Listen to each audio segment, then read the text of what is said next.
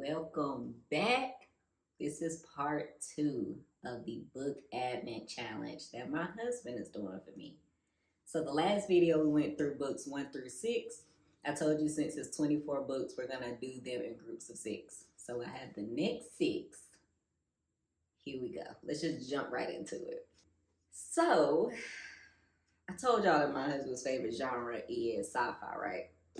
He came through again with another sci-fi book. This is also something that we would watch or read together. He don't really read like that, but something that we would watch together. This author is the same author of The Peripheral, which is a TV series that we watched on Amazon Prime. So, like, this is so perfect. Anyways, it's called Neuromancer by William Gibson. Let me read you the synopsis. Case was the sharpest data thief in the Matrix until an ex-employer crippled his nervous system. Now a new employer has recruited him for a last chance run against an unthinkably powerful artificial intelligence. With the mirror-eyed girl, street samurai riding shotgun, he's ready for a silicon quick, bleakly prophetic adventure that upped the ante on an entire genre of fiction. I'm excited about this one. When I got this from my husband, I told him, like, these are the books of my childhood. Not the type of books, but like the format. This size is little, I guess 5x7 almost. The font, how thick the ink is, the size of the font. Everything about it is so nostalgic to me. And I love that. It's so nostalgic. Like, I am excited. One, the premise of it sounds great. 2, I already know that I like his concept with The Peripheral, so I'm excited to see what this book holds.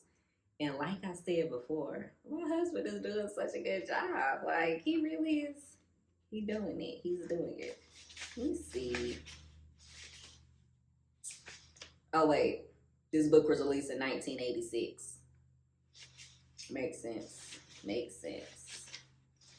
Yeah, I'm excited to get into this. So that is book 7. Next, book 8. It's the graphic novel adaptation of Octavia Butler's Kindred.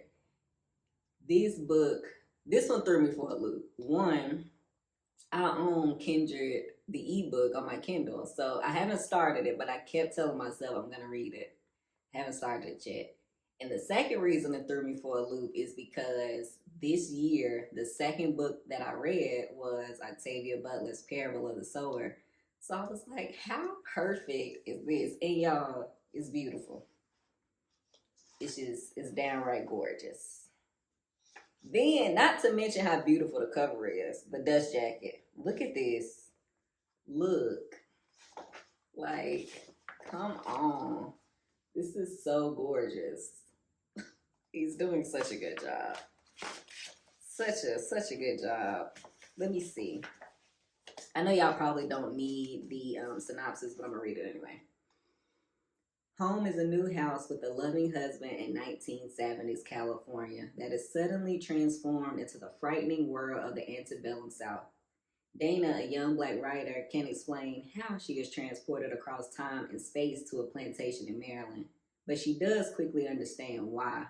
To deal with the trouble of Rufus, a conflicted white slaveholder, and her survival, her existence depends on it. Can't wait to get into this. This is the first graphic novel that I own. Wait, no, I take that back. I do own the March series. This is the first graphic novel that he's gifted me. And again, it's so like him. Like, I'm super excited to read this. Like, He's doing so well. This is a gorgeous book. I cannot wait. I know if y'all been here for a while, you know I love a biography, a memoir, an autobiography. I eat those up, especially about people that I know and I like. Well, I like that it shaped my life some kind of way. He got me Tina Turner's story. I'm ecstatic. I am very excited. Her music has been a part of my life since I was a child. Her story, her influence. I can't wait to read this, okay? And There's nothing on the outside. Look at this. Look at how beautiful. Gorgeous. Gorgeous. This book has so many pictures in it of her. Let me see. Her Rolling Stone cover. So much, like, so much. So much. Let me see. Her school, if anybody has watched What's Love Got to Do with It, the little church schoolhouse she was singing in. Her and Ike. I can't wait. It says, I did dangerous things and dangerous things were done to me. But in the 11th hour, something always told me to run, how to survive. No matter what happened to me, I came through it every time. I decided, well, maybe I'm supposed to live. Maybe I'm here for a reason, and maybe the reason is to share my story with you. 200 million records sold, 12 Grammys, only one Tina Turner. And she fought for her name in court, baby. I can't wait. I can't wait. I don't know why. I didn't know she had a book, but then after I told him that I didn't know she had a book, my husband was like, she has more than one. And I'm mad that I didn't know. Like, I'm not in the know. The Book of Longings by Sue Monk Kidd. So I've never heard of this book, never heard of this author, but I'm going to read a synopsis in a minute. It seems so interesting. And then I'm going to talk through what I thought about after I read a synopsis. Here we go. Anna is born in Galilee at a time where women are seen as possessions, only leaving their fathers' homes to marry. Anna longs to control her destiny, taught to read despite her mother's misgivings. She wants to be a writer and find her own voice. A voice that will speak for the silenced women around her. Betrothed to an elderly widower, Anna almost despairs. But an encounter with a charismatic young carpenter in Nazareth awakens new longings in her, and a different future opens up. Yet, this is not a simple love story. Anna's journey will bring both joy and tragedy, but will also be enriched by the female friendships she makes along the way. I read the synopsis, and I was like, this sounds so interesting. And then I immediately said, I really hope it's not blasphemous. Like, I really hope it's not blasphemous. I did a couple searches on Google, and it seems like it's not blasphemous. It's just like a Christian fiction. So I'm excited to read this. It sounds interesting. Y'all know I love a book about friendships too, and it has that. I'm excited to see what it's about. Very excited. How many pages is this? Dang, 415 pages. Okay. And this is from the same author that wrote The Secret Lives of Bees. I haven't read it, but I know a lot of people have recommended it to me. So I'm excited about this. I'm so shocked like that he picked some of these books. I'm not saying they're bad. I'm shocked because I'm like, how, like, they seem so good, but they're so outside of what I thought his zone or focus would be. Maybe he's just trying to, like, keep me on my toes, keep me guessing. I'm excited, though, because I'm just so shocked that he picked this one, but I'm very excited to see what it's about. Okay, she's a thick one.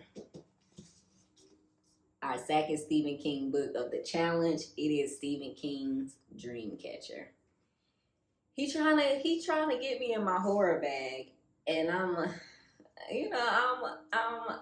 gonna go there. I'm gonna go there because I said I would read every single book, and I'm going to. I fully plan on diving into this. As we speak, I've already started book 1 of this challenge, which is Stephen King's Insomnia. I'm not scared yet. I don't think we're at the scary part yet. We're doing a lot of world building and character development, but I'm excited. He's trying to get me a little riled up. But let me read you this synopsis because it also sounds interesting.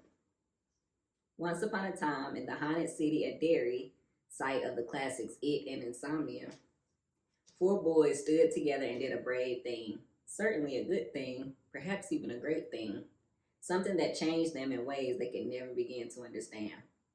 25 years later, the boys are now men with separate lives and separate troubles, but the ties endure. Each hunting season, the foursome reunite in the woods of Maine. This year, a stranger stumbles into their camp, disoriented, mumbling something about lights in the sky. His incoherent ravings prove to be disturbingly prescient. Before long, these men will be plunged into a horrifying struggle with a creature from another world. Their only chance of survival is locked in the shared past and in the Dreamcatcher. Stephen King's first full-length novel since Bag of Bones is more than anything a story of how men remember and how they can find their courage. Not since The Stand has King crafted a story of such astonishing range, and never before has he contended so frankly with the heart of darkness. It sounds good. Like, let me tell you how many pages it is. It sounds great. It's 620 pages. And it sounds good. It sounds good. I'm just hoping I'm not gonna be like, and again, I'm reading Insomnia now, and I haven't gotten to any like super scary parts. It's a little eerie, but it's not like scary. I'm hoping I'm not gonna be like, oh, I can't read this at nighttime. I'm hoping not. I hope it's just like creepy sci-fi almost, and not like full-blown gory horror, but we'll see, and I'll be updating y'all. But this is the second Stephen King book of the challenge, and I'm excited. Right now, what I will say about Insomnia that I'm reading is I kind of like the way Stephen King writes. Like, so far, I know there's a lot of like controversy about how good of a writer he is and his writing style. I'm liking it so far. But yeah, I'll let y'all know when I get to this. I hope I'm not going to be scared. I don't think I will, but you know. Book 12 of the challenge. Just told y'all I like a biography, autobiography, memoir about people that have influenced my life and been a part of my life. I didn't even know Denzel Washington had a book. I'm stoked. Look at little Denzel. Look at baby Denzel. Look at him. Look at so little, inspiring personal stories. Like, come on. Let me read you this. In his debut as an author, Denzel Washington shares his personal story of growing up in the guiding hands who helped shape his life. Love that. His message is echoed by 73 other leading personalities in sports, politics, business, and the arts. They all describe how their lives were changed for the better by mentors who inspired and motivated them. Storytellers include Hank Aaron, Muhammad Ali, Jimmy Carter, Bill Clinton, Whoopi Goldberg, Jackie Joyner Kersee, Leonard Nimoy, Colin Powell, Bonnie Raitt, and Cal Ripken Jr., and many more. Their intimate reflections prove that one helping hand can change the world. You'll have to find yourself finally recalling influences on your own life and recognizing the profound effect you can have on people around you. I love that. I love that. I love a reflective book. And it starts with the James Baldwin quote. Like, come on. Children have never been very good at listening to their elders, but they have never failed to imitate them. Love that. Start with Denzel. Okay, yeah. Let me see. Just saw somebody else's picture. It's got so many people in here. Okay. Toni Morrison. Okay. I'm excited. Very much so. Mario Lopez is in here. I can't wait to get into this. I feel like it's such a like, who is this? Let's see. Jackson. I can't wait. This was book 12. And so far, I think he's done a great job. I got some variety. I got things that I feel like are more his speed, things that are totally like left field coming from him, things that are like so fitting for me, like this and the Tina Turner book, and the graphic novel adaptation of Kindred. So many like good things. Things are way outside of my norm, which is like the Stephen King books. And so far, I'm liking the first Stephen King book. So, and it's something I probably would have never picked up on my own. I'm so excited about all these. I'm going to try to scoop them up to books 7 through 12 of the Book Advent Challenge. He's doing good. Like, I'm loving this challenge. And I wonder, I need to ask, I need to interview him and see, like, what made you pick this book? What was your mind at when you picked this book? Have you enjoyed this? We should do this every month. Jokes. He is not about to do this every month. But I'm very excited. He's doing such a good job. Like I said, I'm going to read these in the order they were gifted. Right now, I'm on Insomnia by Stephen King. I'm going to make my way down the list. If you read any of these, let me know. Like, what do you think? What you think? See ya.